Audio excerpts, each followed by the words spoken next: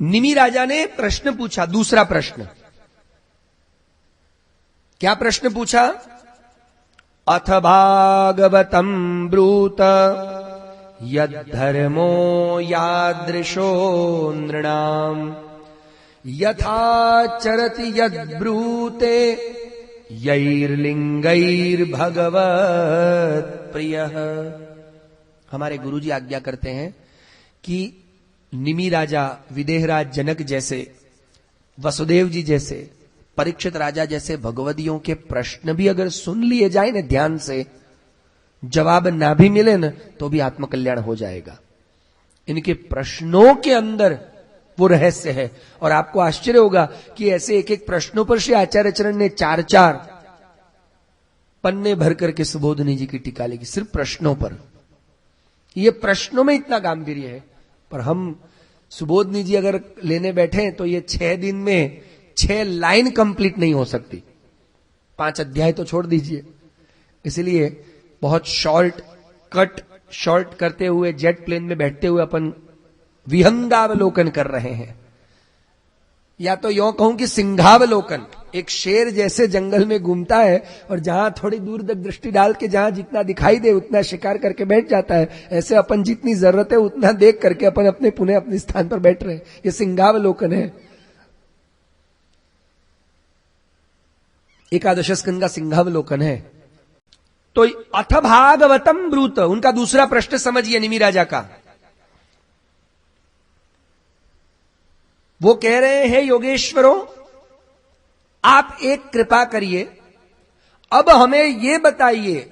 अभी तो हमें कवि नाम के योगेश्वर का अभी जो कुछ विषय है वो समझना बाकी है, पर ये बीच में बात आई है इसलिए बीच में समझा रहा हूं कि वो कह रहे हैं कि आपने भागवत धर्म तो बता दिए, भगवत धर्म, सॉरी, आपने भगवत धर्म तो समझा दिए, पर अब हमें भगवदियों का स्वरूप समझाइए। अब तक आपने भगवदियों के धर्म बताए, जिन धर्मों को प्राप्त करके भगवान के हुआ जा सकता है, पर अब हमें यह समझना है कि वो भगवदीय ऐसा क्या करते हैं। यद्धर्मो मतलब ऐसा क्या करते हैं, यादृशो वो कैसे दिखते हैं, भगवदीय कैसे दिखते हैं। आप कैसे पहचानोगे कि कोई भगवदीय है? श्री महाप्रभु जी ने तो आपको कह दिया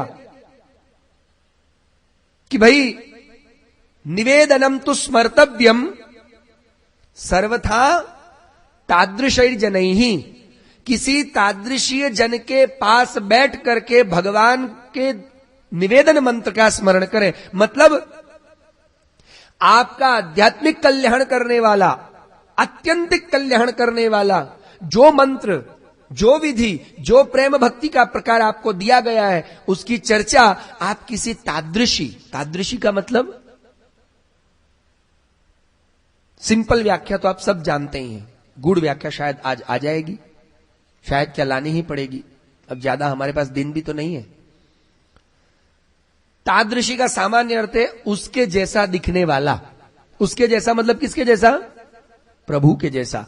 अर्थात श्री हरिराय जी महाप्रभु जी के शब्दों में कहूं तो जिसको देखकर भगवान की याद आए, जिसे देखते ही भगवान की बात करने का मन हो जाए, जिसके पास बैठते ही प्रभु की लीलाओं का एहसास होने लग जाए, वो तादृशी। श्री हरिराय जी महाप्रभु जी की व्याख्या में तो श्री महाप्रभु जी ने तो कह दिया कि भाई निवेदनम तो स्मर्तव्यम सर्वथा तादृशैर जनैहि, पर किसी की खोपड़ी पे लिखा हुआ है कि ये तादृशी है। जैसे आप ई टिकट लेके ट्रेन में जाते हो, इलेक्ट्रॉनिक टिकट, कंप्यूटराइज्ड, तो टीसी आपसे मांगता है आई कार्ड, आपका ड्राइविंग लाइसेंस दिखाओ या आपका इलेक्शन कार्ड दिखाओ। तो आपका आई कार्ड देख के उसे पता चलता है कि हाँ, आई कार्ड पे जो नाम लिखा है, जो फोटो है, वही ये नाम है और वही ये आदमी है। ऐसे क्या भगवदीय लोग, संत लोग, सदगुरु लोग आई कार्ड लेके घूमते हैं? और सीधी सी बात कबीरदास जी के शब्दों में कहूं तो जो जानत है सो जानत नहीं। जो कह रहा है कि मैं जान रहा हूं, जो जाना नहीं, सॉरी, कबीरदास जी का दुआ है, जो जानत है सो बोलत नहीं, जो बोलत है सो जानत नहीं। कबीरदास जी बड़ा अद्भुत कहते हैं, जो उसे जान लेता है वो ये कहता नहीं कि मैं जानता हूं, और जो कहता है कि नहीं नहीं मैं उसे जानता हूं, वो सही में अभी तक उसके घर के दरवाजे तक भी नहीं पहुंचा। ईश्वर को जान लेने वाला दावा नहीं करेगा, समझ लीजिए।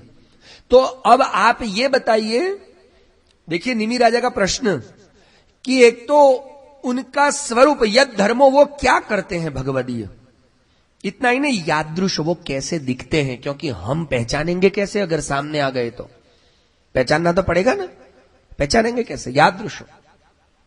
यथा चरति, वो इस संसार में जीते हैं तो कैसे जीते हैं, यथा चरति, उनका विचरण कैसा होता है। और यद ब्रूते, क्या बोलते हैं।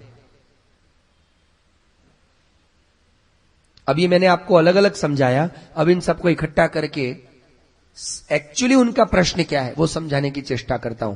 क्योंकि हमारे गुरुवर्य हमेशा कहते हैं कि गुरु की बात का शाब्दिक अर्थ तो कोई भी समझ सकता है, पर उस अर्थ के पीछे रहे हुए तात्पर्य को वही समझ सकता है कि जिस पर सद्गुरु की कृपा हो।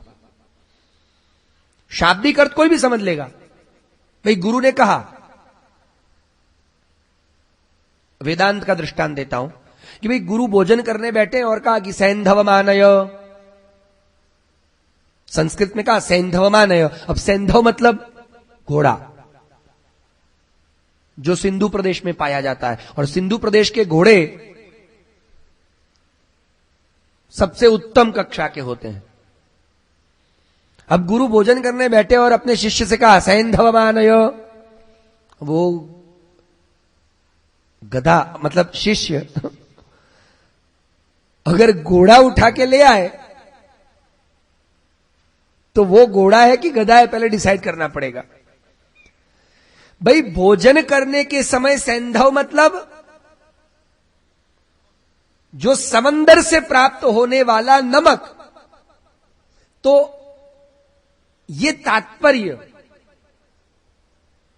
अब गुरु जी ने आज ब्रह्म भोज रखा है और कल सब शिष्य को नाम लिखवा दिए कि भाई ये 15-20 नाम लिख ले, अपना 15-20 ब्राह्मणों को अपन भोजन करवाने वाले हैं।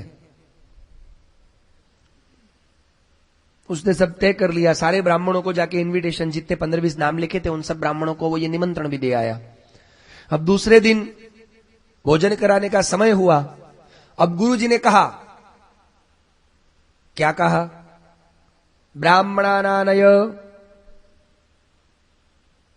ब्राह्मणों को ले आओ।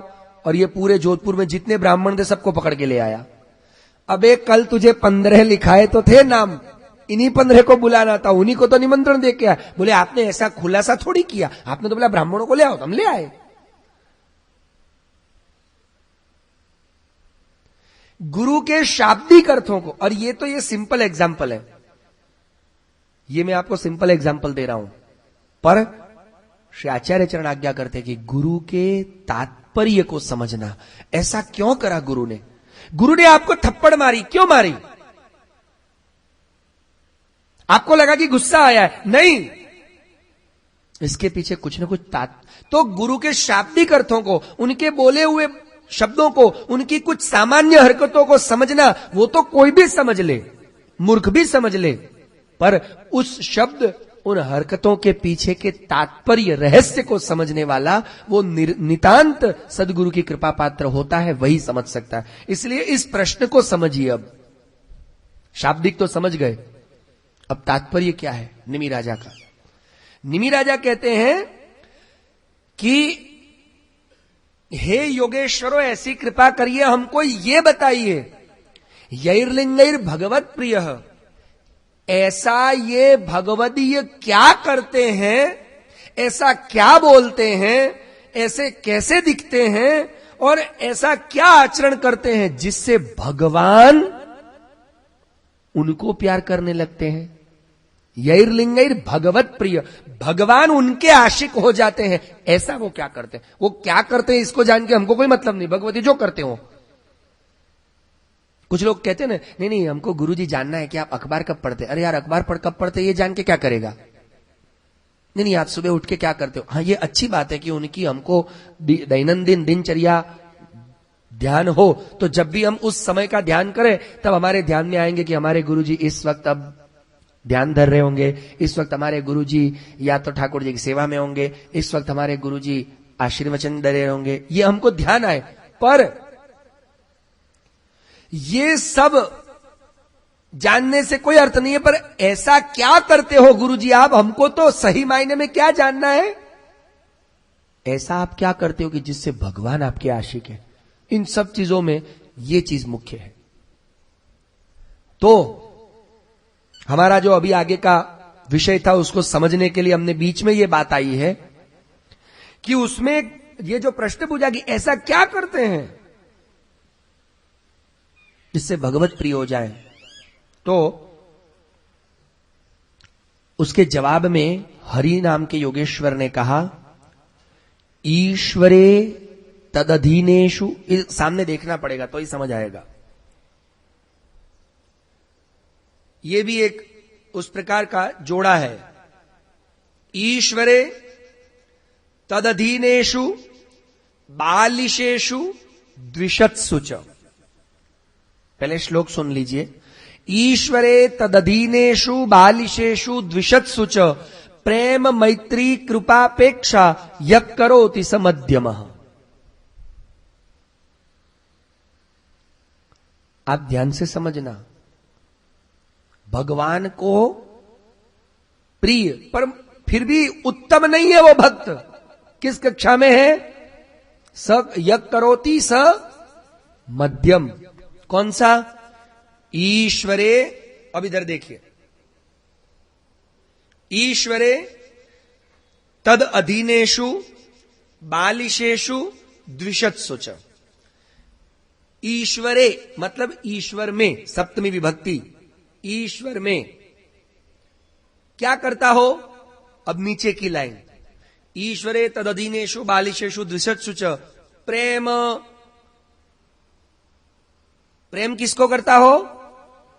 अब इसको समझिए, ईश्वरे प्रेम तदधीनेषु मैत्री, प्रेम मैत्री कृपापेक्षा, प्रेम मैत्री कृपा और उपेक्षा। तो ईश्वरे प्रेम, जो व्यक्ति ईश्वर में क्या करता हो, प्रेम करता हो। तद अधीनेषु, तद अधीन मतलब जो ईश्वर के अधीन रहने वाले, कौन, भक्त।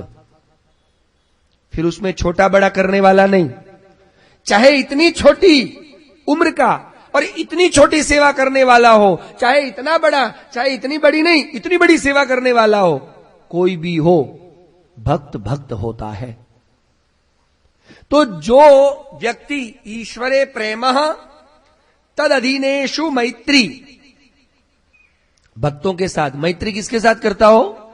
और मैत्री का मतलब भी समझ लीजिए। मैत्री का मतलब सीधा सीधा सिंपल अर्थ बताऊं आपको। मैत्री, अभी आपको अगर मैं कहूं कि अभी दिन है, इसका मतलब क्या, अभी दिन है इसका मतलब क्या, रात नहीं है। सिंपल सी बात है। भाषा शास्त्र के हिसाब से अभी दिन है इसका मतलब रात नहीं है। अर्थात जो व्यक्ति किसी भी छोटे बड़े महान सामान्य कैसे भी भक्त के साथ मैत्री का अर्थात शत्रुता न करता हो सीधी सी बात है। और हम क्या करते हैं, जैसे आप लोग अच्छे हो, पर हमने सुना है जब कभी किसी का झगड़ा होता है ना, आज से तेरा मेरा जय श्री कृष्ण का व्यवहार बंद। अरे व्यवहार भी बंद किया तो जय श्री कृष्ण का, आज से तू मेरे सामने मत आना। अब मंदिर में भी मिलेंगे ना, मंदिर में भी मिलेंगे ना, दोनों साथ में गए दर्शन करने, दर्शन करके बाहर निकल रहे, देखा भगवान बोलेंगे तुम दोनों ही नालायक हो, तुझे शत्रुता भी भक्त से ही करने का मन हुआ। मैत्री का मतलब अब समझ में आ रहा है, शत्रुता हो ही नहीं, न ईर्ष्या, न द्वेष, न बैर झैर। तो ईश्वरे तदधीनेषु बालिशेषु द्विषत्सु च। ईश्वर मतलब भगवान, तद अधीन मतलब उनके अधीन रहने वाले सिर्फ भक्त ही नहीं। अब एक दूसरी बात और है, इसमें थोड़ा खुलासा चाहिए। तद अधीन, वैसे देखा जाए तो इस दुनिया में कौन स्वाधीन है? कोई स्वाधीन है? कोई है? सबके सब किसके अधीन है? ईश्वर के अधीन ही है।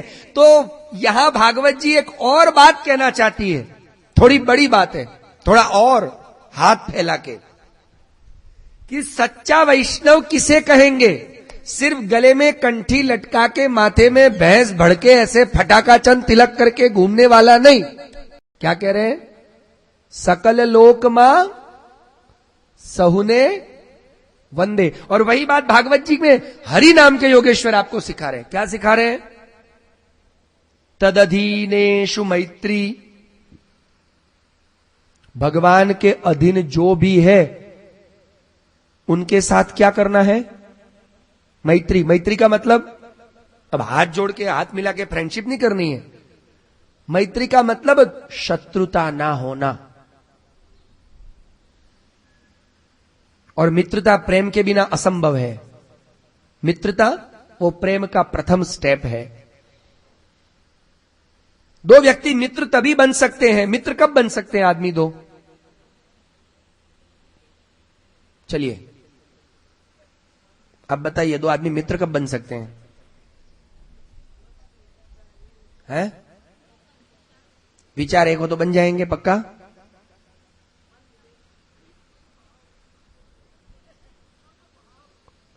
सिर्फ संभाव होने से मिल जाएगी मैत्री हो जाएगी? किसने कहा संभाव? कृष्ण और अर्जुन मित्र थे, उनमें कौन सा संभाव था? कहां एक था? भगवान ज्ञानी थे, अर्जुन जी देखिए ना अज्ञानी जैसी बातें कर रहे हैं। भगवान निरहंकारी हैं और अर्जुन जी अहंकारी थे, कहां संभाव था? बताओ तो। क्या बात करते हो आप भी? मित्रता तभी संभव है। अब बताता हूं, आप नोट करिए मित्रता कब संभव है दो व्यक्तियों के बीच। भागवत शास्त्र बड़ा अद्भुत शास्त्र है और एकादश स्कंद तो और भी अद्भुत है। अगर समझ में आए तो एकादश स्कंद जैसा कोई स्कंद नहीं है। मैं तो कहूंगा नित्य एकादश स्कंद पढ़ा करें।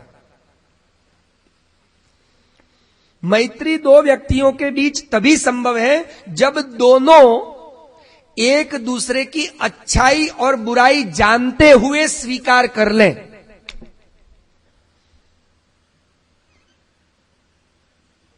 तभी मैत्री संभव है। हम जानते हैं भाई एक राजा और एक भिखारी में मित्रता है, उसमें क्या समानता है? पर राजा जानता है ये भिखारी है तो ठीक है, पर है मेरा मित्र, मैंने उसकी भिखारी पने की वृत्ति के साथ उसको स्वीकार किया। मतलब सबसे बड़ी बात है स्वीकार कर लेना। नकारात्मकता का भाव ना होना, यह मैत्री है। आपको भी ऐसा होगा, आपके किसी मित्र की कोई बात अच्छी नहीं लगती होगी, आप डांटते भी होंगे, क्या यार तू मेरा दोस्त हो के मेरी नाक कटवा रहा है? यार नाक कटवा रहा है फिर भी आप उसको दोस्त कह रहे हो, यही दोस्ती है। आपको समझ में आ रही है? वो नाक कटवा रहा है और आप जान रहे हो कि वो नाक कटवा रहा है, फिर भी आप कह रहे हो कि तू मेरा दोस्त है, यही सबसे बड़ी दोस्ती है। जानते हुए किसी की कमजोरी और किसी की ताकत, ये दोनों के साथ उसका स्वीकार, यही मैत्री है। आ रही है आपको बात समझ में? मैत्री तभी संभव है। अर्जुन अहंकारी है, भगवान जानते हैं अहंकार कर रहा है, फिर भी कोई बात नहीं, तू अहंकारी है पर मेरा मित्र है, तो मित्र का अब कर्तव्य बनता है कि अहंकार को दूर करवाना। अब वो कैसे करवाऊं? प्रेम से, थप्पड़ मार के, लाड़ से, वो मेरा काम है, पर तेरे अहंकार के साथ तुझे स्वीकार करता हूं मैं। कभी कभी आपका कोई मित्र मुंहफट भी हो सकता है, हो सकता है। अब आपको मालूम है कि नहीं मेरा ये मित्र मुंहफट है, वो कुछ भी बोल देगा, पर यह बात आपको मालूम है कि यार मेरा मित्र है ही ऐसा, मुंहफट ही है, तो आप अपनी पत्नी को क्या बोलोगे? वो घर में आए ना तो चिंता मत करना, उसका स्वभाव ऐसा है, वो कुछ भी करेगा। आप अपनी पत्नी नहीं तो बोलेगी ये क्या बात है, अब नई नई शादी हुई आपकी पत्नी बोले ये कैसा आपका दोस्त है, आपको कुछ भी बोल रहा है, आप बोलोगे वो ऐसा ही है तो चिंता मत कर, मैं उसे जानता हूं। मतलब आपने उसकी मुंहफटपने वाली बुराई के साथ उसको स्वीकार किया, ये मैत्री है। मित्रता तभी संभव हो सकती है और मित्रता तभी टिकती है। अब ये तद अधीनेषु मैत्री, तो तद अधीनेषु मैत्री का मतलब इस दुनिया में सब कुछ भगवान के अधीन है, तो जो जैसा है उसको ऐसे स्वीकारना, यह वैष्णव का लक्षण है। मतलब अब आपका पड़ोसी झगड़ा करता है तो भाई है, अब उसका स्वभाव ही झगड़ा करना है, कोई बात नहीं, उससे आप झगड़ा मत करो। आपके अंदर उसके प्रति ठीक है, मेरा ऐसा पड़ोसी है तो है, पर उसको फिर डांटना, उसको नीचे उतार देना, है तू बेकार आदमी है, नहीं, यह वैष्णवता का लक्षण नहीं है। सबके साथ शत्रुता का व्यवहार ना हो, मित्रता का, और मित्रता मतलब प्रेम का प्रथम स्टेप, अर्थात प्रेम भाव सब पर हो। और सकल लोक मां सहुने वंदे, आपके अंदर झुकने की टेंडेंसी हो।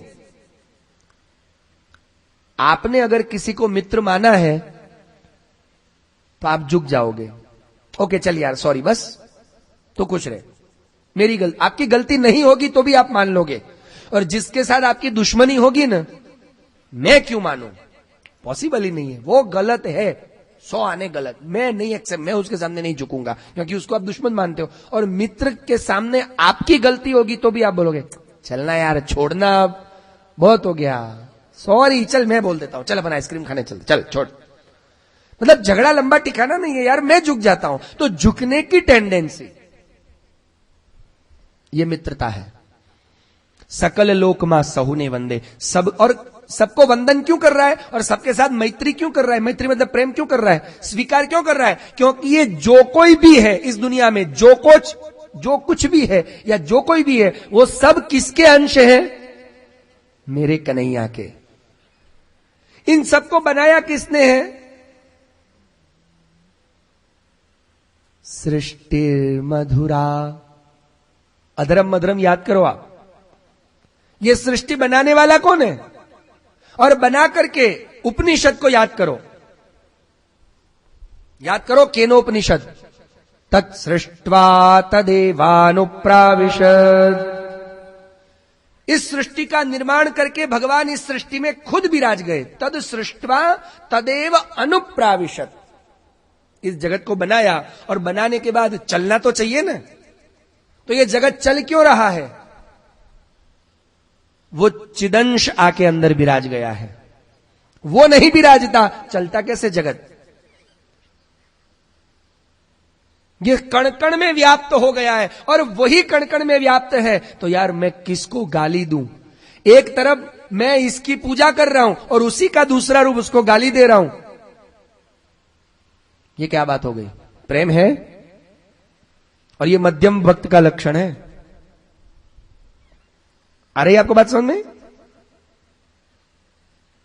अब आप कभी अपना गिरेबान झांक के देखिएगा, हम क्या करते हैं। हम अगर थोड़ी सी भक्ति ज्यादा करने लग जाएं, वैसे आप लोग अच्छे हो, आप लोगों की बात कर भी नहीं रहा, और 2 दिन के लिए क्या करो खा।